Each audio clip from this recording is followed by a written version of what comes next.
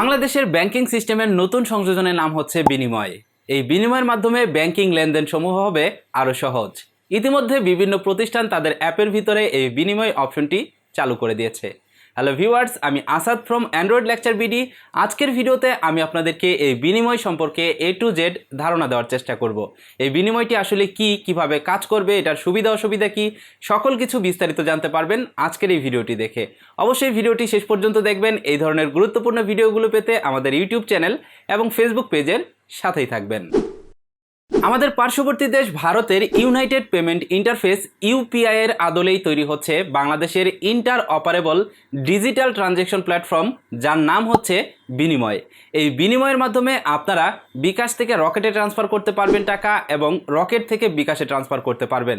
এছাড়াও মোবাইল ব্যাংকিংয়ের এই সমস্ত প্ল্যাটফর্ম থেকে আপনারা ব্যাংকের যে কোনো অ্যাকাউন্টে খুব সহজেই টাকা ট্রানজ্যাকশন করতে পারবেন, এবং বিকাশ রকেটে ট্রানজ্যাকশন করার ক্ষেত্রে কিন্তু আপনার কোনো নাম্বারের প্রয়োজন পড়বে না। শুধুমাত্র একটা ইউজার নেম ব্যবহার করে আপনি মুহূর্তেই টাকা পাঠিয়ে দিতে পারবেন। আপাতত বিনিময়ের কোনো ওয়েবসাইট বা অ্যাপ্লিকেশন থাকছে না, তবে ভবিষ্যতে বিনিময়ের সার্ভিস যখন অনেক বাড়বে এবং সকলের কাছে এটা পরিচিত হয়ে যাবে, তখন আশা করা যায় তাদের একটি অ্যাপ্লিকেশন অথবা ওয়েবসাইট তারা তৈরি করবে। বর্তমানে সকল ব্যাংক অথবা মোবাইল ব্যাংকিং প্রতিষ্ঠানগুলো কিন্তু এই বিনিময়ের সাথে সংযুক্ত হচ্ছে না, তবে ভবিষ্যতে সকল মোবাইল ব্যাংকিং এবং ব্যাংকসমূহ এই বিনিময় সার্ভিসের আওতায় চলে আসবে বলে ধারণা করা যাচ্ছে। এবং এই বিনিময় সার্ভিসটি কিন্তু খুবই সহজ একটি সার্ভিস হতে যাচ্ছে, যার মাধ্যমে খুব সহজেই এই ব্যাংকিং সেক্টরের লেনদেনগুলোকে অনেক সহজ করে দিবে। তবে বর্তমানে যেই সমস্ত প্রতিষ্ঠান এই বিনিময় সার্ভিসটি প্রোভাইড করতেছে তাদের নাম হলো Sonali Bank, BRAC Bank, Islami Bank, Eastern Bank, Mutual Trust Bank, Midland Bank, Pubali Bank, United Commercial Bank, Al Arafah Islami Bank, Dutch Bangla bank এই সেবার ভিতরে যুক্ত হয়েছে। এছাড়াও মোবাইল ব্যাংকিংয়ের ভিতরে বিকাশ এবং রকেট বর্তমানে যুক্ত আছে এই বিনিময়তে, এবং এই বিনিময়ের এই মোবাইল ব্যাংকিং সার্ভিস থেকে কিন্তু এখন খুব সহজেই বিকাশ থেকে রকেটে এবং রকেট থেকে বিকাশে ট্রানজ্যাকশন করা যাচ্ছে।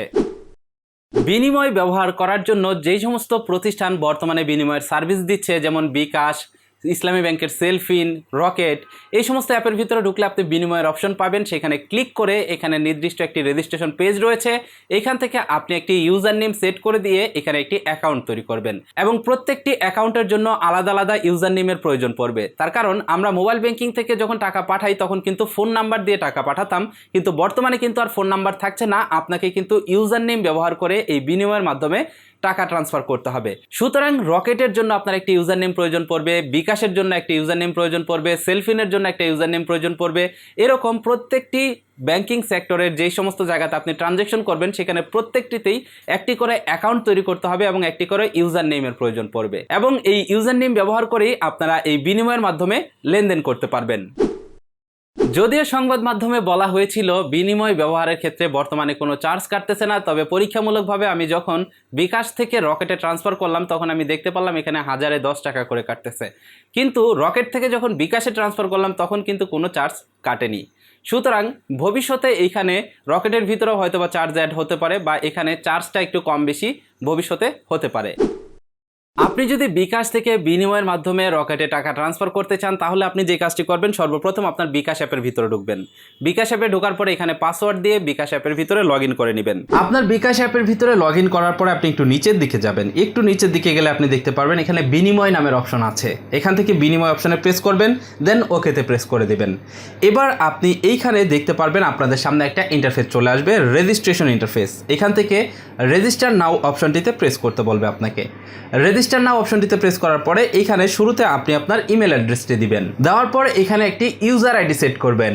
ভিউয়ার্স, এখানে যে ইউজার আইডিটি দিচ্ছেন এই ইউজার আইডি দিয়েই কিন্তু নাম্বার ছাড়া শুধুমাত্র এই ইউজার আইডি দিয়ে কিন্তু আপনি টাকা লেনদেন করতে পারবেন, সুতরাং ইউজার আইডিটি মনে রাখবেন। এবার এখান থেকে কনফার্ম অপশনে প্রেস করবেন। কনফার্ম অপশনে প্রেস করলে এখানে আপনাকে বিনিময় পিন সেট করতে বলবে, এখানে 6 সংখ্যার একটি বিনিময় পিন সেট করে দিবেন। সেট করার পরে এখান থেকে সাবমিট অপশনে প্রেস করবেন, দেন আপনি দেখতে পারবেন আপনাদের সামনে এরকম একটি ইন্টারফেস চলে আসবে, যেখানে লেখা আসবে রেজিস্ট্রেশন সাকসেসফুল। রেজিস্ট্রেশন হয়ে গেছে। এবার চলুন দেখা যাক কিভাবে আপনি বিকাশ থেকে রকেটে ট্রান্সফার করবেন। এর জন্য আপনি আবারও আপনার বিনিময় অপশনে চলে আসবেন, এবং বিনিময় অপশনে আসার পর আপনি দেখতে পারবেন আপনাদের সামনে এবার অন্য আরেকটি ইন্টারফেস আসবে। এবার এখানে দেখতে পাচ্ছেন direct pay, request to pay, request notification. Direct পের মাধ্যমে আপনি সরাসরি যে কারো ইউজার আইডি ব্যবহার করে আপনি টাকা পাঠাবেন। রিকোয়েস্ট টু পে মানে হচ্ছে আপনি রিকোয়েস্ট টু পে অপশনে ক্লিক করে আপনি এখানে অ্যামাউন্ট সিলেক্ট করে আপনি যে কারো ইউজার আইডি ব্যবহার করে তার কাছে আপনি টাকার জন্য রিকোয়েস্ট করতে পারবেন। সে যদি অ্যাকসেপ্ট করে সরাসরি টাকাটি চলে আসবে। এবং নিচে দেখতে পাচ্ছেন এখানে রিকোয়েস্ট নোটিফিকেশন, এর মাধ্যমে আপনি জানতে পারবেন আপনাকে কে কে রিকোয়েস্ট পাঠিয়েছে এবং রিকোয়েস্ট হিস্টোরিগুলো আপনি এখান থেকে দেখতে পারবেন।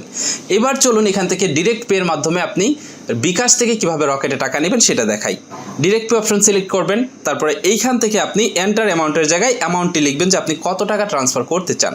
এবার এখানে রকেটের যে বিনিময় ইউজার আইডি রয়েছে সেটা এখানে দিয়ে দিবেন। দেওয়ার পরে নিচে থেকে আপনি পারপাস সিলেক্ট করবেন যে কোন পারপাসে আপনি টাকাটি পাঠাবেন। তারপরে এখান থেকে প্রসিড অপশনে প্রেস করবেন এবং এইখানে দেখতে পারবেন আপনাকে আপনার বিকাশের পিন নাম্বারটি দিতে বলা হচ্ছে এবং এখানে ফি কত কাটবে সেটা কিন্তু এখানে লেখা চলে আসছে।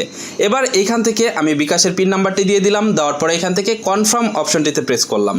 কনফার্ম অপশনে প্রেস করার পরে এখানে বিনিময়ের পিন নাম্বারটি দিতে বলছে। বিনিময়ের পিন নাম্বার দেওয়ার পরে এখান থেকে সাবমিট অপশনে প্রেস করবেন। সাবমিট অপশনে প্রেস করলেই দেখতে পারবেন যে রিকোয়েস্টটা সাকসেসফুল হয়ে যাবে এবং আপনার রকেট অ্যাকাউন্টের ভিতরে কিন্তু টাকাটি ঢুকে যাবে।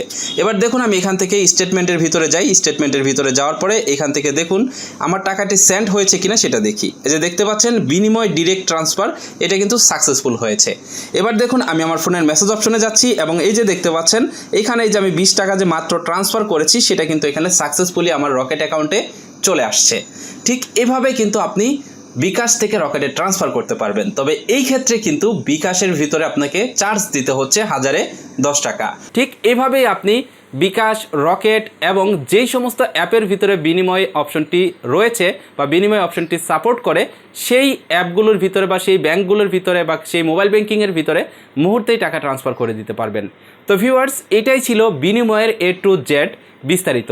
আশা করছি আপনারা বুঝতে পেরেছেন যে বিনিময় আসলে কি, কিভাবে এটা কাজ করে, এটার চার্জ কত এবং কিভাবে আপনি টাকা লেনদেন করবেন এই বিনিময়ের মাধ্যমে।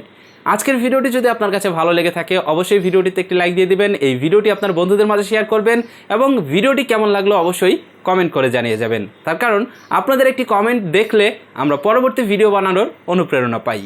ভালো থাকুন, সুস্থ থাকুন, দেখা হচ্ছে পরবর্তী ভিডিওতে। আল্লাহ হাফেজ।